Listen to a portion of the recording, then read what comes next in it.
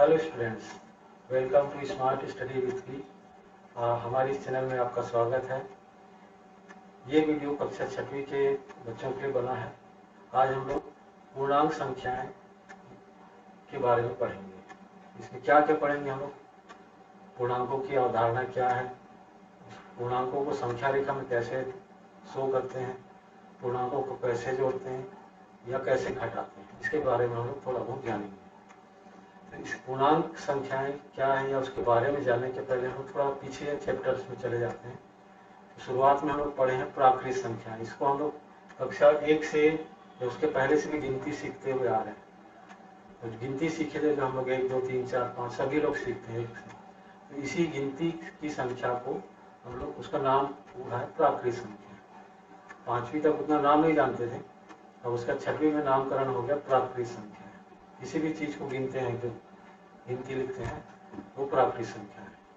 ये अनंत तक है, डैश डैश मतलब इसका अनंत तक है। अब गिनती की संख्या में अगर शून्य को भी शामिल कर लेते हैं तब उसका नामकरण हो जाता है पूर्ण संख्या। जब गिनती शून्य से शुरुआत कर रहे हैं, 0 1 2 3 4 5 अनंत तक है, तो इसका नाम हो जाता है पूर्ण संख्या है। अब इसी से बाद और क्वेश्चन बनाए हम लोग, सबसे छोटी पूर्ण संख्या। सबसे छोटी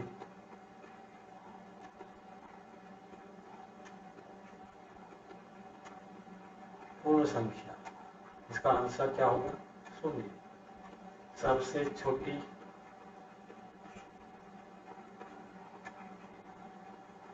प्राकृत संख्या ये है 1। इसलिए 2 क्वेश्चन बनते हैं, सिंपल क्वेश्चन है। सबसे छोटी पूर्ण संख्या 0, सबसे छोटी प्राकृत संख्या 1। अब इसमें गिनती की संख्या में अगर शून्य शामिल कर लेते हैं तो ये पूर्ण संख्या बन गई।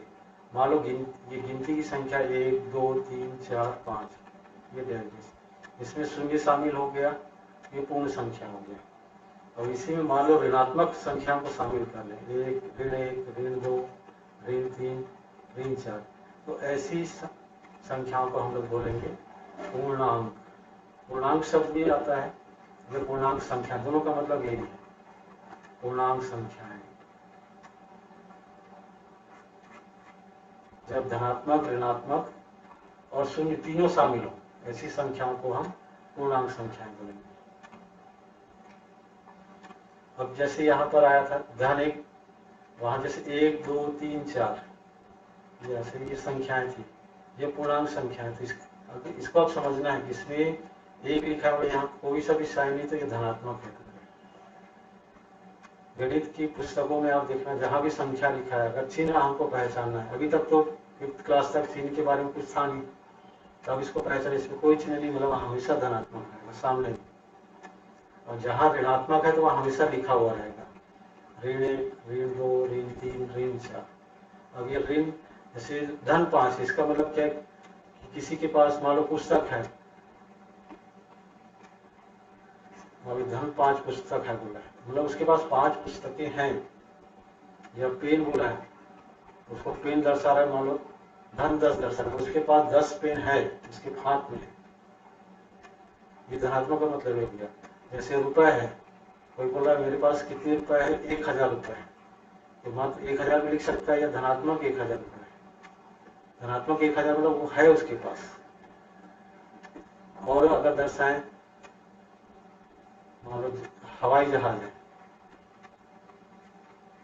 हवाई जहाज है, जमीन से 5000 फीट के ऊपर में, 5000 फीट ऊपर है, मतलब वो प्लस 5000 फीट हो गया। देखो धनात्मक, यहाँ धन का चिन्ह का मतलब जोड़ना या ऋण चिन्ह का मतलब घटाना, ऐसा कोई मतलब नहीं पूर्णांक के संदर्भ में खासकर। तो धन चिन्ह उसकी स्थिति को दर्शाता है, कोई चीज उसके पास है या 0 से उतना ऊपर है। धनात्मक चिन्ह क्या दिखाएगा? 0 से या 0 से ऊपर की स्थिति, 0 से ऊपर की स्थिति। जैसे कोई बोल रहा है मेरे पास 1 लाख रुपए है, तो मतलब वो प्लस 1 लाख रुपए, धनात्मक 1 लाख रुपए, 0 से ज्यादा है उसके पास। वही मान लो ऋणात्मक 1 है, इसको ऋण 1 शब्द थोड़ा ऋण की बजाय ऋणात्मक, इसको धनात्मक पढ़ना है। ऋणात्मक 1, मान लो कोई बोल रहा है कि मेरे पास एक पेन कम है, एक पेन कम है, मतलब कुछ भी नहीं है, तो ऋणात्मक 1 हो गया। मान लो कोई बोल रहा है कि मेरे पास 100 रुपये की कमी है, तो ऋणात्मक 100 कमी को दर्शाएगा। तो जो ऋणात्मक चिन्ह है शून्य से नीचे की स्थिति को दर्शाता है। जैसे हम लोग बोलते हैं बर्फ का तापमान या पानी अभी -20 डिग्री सेल्सियस है, इसका मतलब क्या हुआ? कई बार ऐसा होता है, जब बर्फ हो जाता है, ये तो बर्फ बन जाएगा, मतलब ये शून्य से भी नीचे की तरफ है, ये -20। कई बार गर्मी के समय में क्या होता है, पानी लोग अगर खौलाते हैं तो 100 डिग्री सेल्सियस हो जाता है, मतलब शून्य से ज्यादा है, 100 डिग्री मतलब +100 डिग्री सेल्सियस। जैसे पनडुब्बी होता है, सबमरीन जिसको बोलते हैं हम लोग, तो समुद्र के तल से ये नीचे रहता है।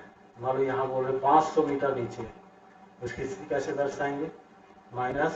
ऋणात्मक 500 मीटर, मतलब समुद्र के तल से 500 मीटर नीचे। यहाँ धनात्मक का मतलब ये नहीं होता कि उसको जोड़ रहे हैं, या ऋणात्मक का मतलब घटा रहे हैं। यहाँ ऋणात्मक चिन्ह उस संख्या की स्थिति को दर्शाता है। जैसे कई बार परीक्षाओं में मान लो 100 अंक का पेपर है, कई बार सुने होंगे कि किसी को 50 नंबर मिला, मतलब ये धनात्मक 50 मिला ना 100 में से, मतलब इसकी स्थिति क्या, शून्य से 50 अंक ऊपर है। मान लो हमको यहाँ पर ये शून्य रख दिए, तो शून्य से 50 अंक ऊपर है। मान लो किसी को 90 अंक मिला, 90 अंक मिला, तो शून्य से 50 अंक ऊपर है। कुछ परीक्षाओं में सुने होंगे कि किसी को -10 नंबर मिला, कई परीक्षाओं में ऐसा होता है, इसमें निगेटिव वैल्यूएशन होता है, ऋणात्मक मूल्यांकन होता है, शून्य से भी कम नंबर मिला। किसी को -10 नंबर, कई लोग हंसते हैं -10 नंबर कैसे मिला होता है, शून्य से भी कम मिला। ये स्थिति मतलब यहाँ माइनस, इसको घट गया ऐसा नहीं है, उसकी स्थिति को दर्शा शून्य से भी कम नंबर मिला। अभी स्कूलों में तो ऐसा मूल्यांकन नहीं करते, धनात्मक मूल्यांकन, हमें सब धनात्मक मूल्यांकन नहीं होता, शून्य में से दिया जाता है, आगे पीछे नहीं बढ़ते। जैसे किसी का उम्र दर्शाना है, 50 वर्ष है, तो ये धनात्मक 50 है। किसी का उम्र ऋणात्मक में नहीं आएगा, ऋणात्मक, अब यहाँ ऋणात्मक उम्र ऋण 50 साल, मतलब जन्म से 50 साल पीछे और हो गया, तो हो ही नहीं सकता। किसी की लंबाई या चौड़ाई, ऊंचाई, ये ऋणात्मक में नहीं हो सकता। अगर धनात्मक 10 मीटर लंबा है तो पॉजिटिव 10 नहीं आएगा, किसी का लंबाई ऋणात्मक में कभी भी नहीं होगा। इस चीज को समझना है, धनात्मक शब्द और ऋणात्मक शब्द, पॉजिटिव और निगेटिव। पॉजिटिव उसको दर्शा रहे कि शून्य से की स्थिति से कितना ऊपर है होता है।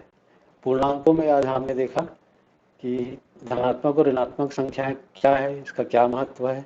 अगली वीडियो में हम पूर्णांकों को संख्या रेखा में कैसे दर्शाएंगे यह देखेंगे। तो अगली वीडियो का आप इंतजार कीजिए, तब तक स्वस्थ रहिए, सुरक्षित रहिए। और अगर वीडियो आपको पसंद आया तो लाइक कीजिए, शेयर कीजिए, सब्सक्राइब बटन को टच कीजिए। धन्यवाद।